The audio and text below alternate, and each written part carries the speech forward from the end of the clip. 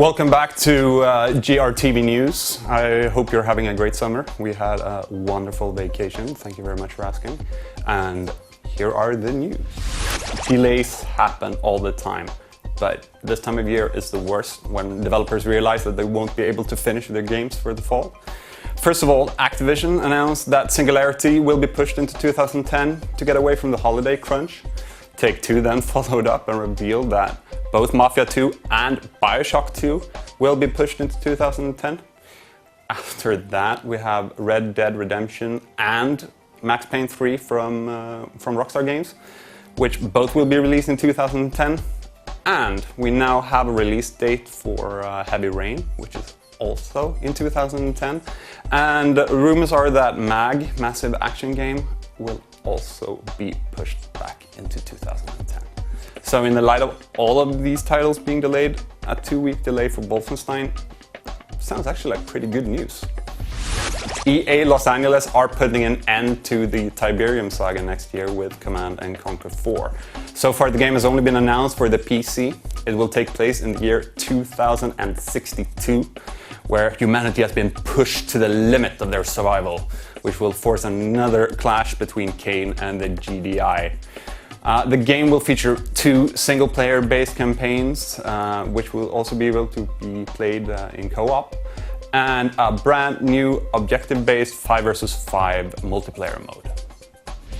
In what must be seen as one of the most over-the-top limited editions in gaming history, Activision has decided to include a pair of night vision goggles and a plastic head to display them on in the Prestige Edition of Modern Warfare 2.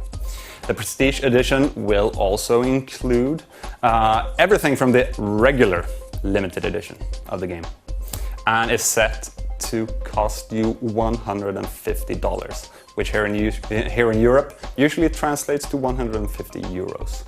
The game, or the Prestige Edition, will also include a token for the original Call of Duty.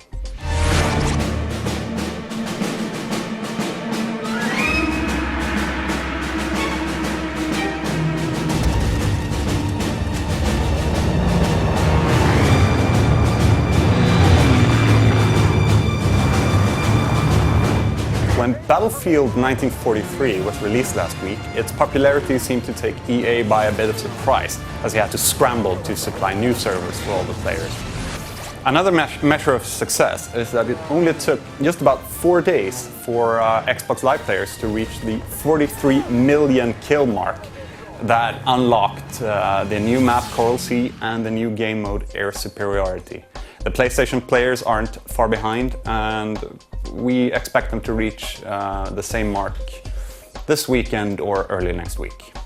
When Activision and Vivendi merged, a lot of old IPs that they had no intention of ever using again went up for sale. Rebellion Games, a British developer, snagged both Empire Earth and Ground Control, and the plan seems to initially just release the old games for services like Good Old Games and Steam. But it also seems like Rebellion are actually having plans to release sequels. Right now they are busy working on Alien vs Predator and Rogue Warrior, however. Outspoken UFC president Dana White has said that his organization is at war with EA since EA announced EA MMA. Any fighter who signs with EA will be banned from the UFC and not allowed to fight inside the octagon. According to White, EA earlier refused to have a meeting with UFC because at the time mixed martial arts disgusted them. At this time we don't know if any fighter have signed with EA or not, but it is assumed that UFC star Randy Couture is signed to EA, since he signed that contract before the beef between EA and UFC. We'll just have to see what happens. That's everything we had for you this week. I am Petter, this is GRTV News. You are whoever you are. See you again next week.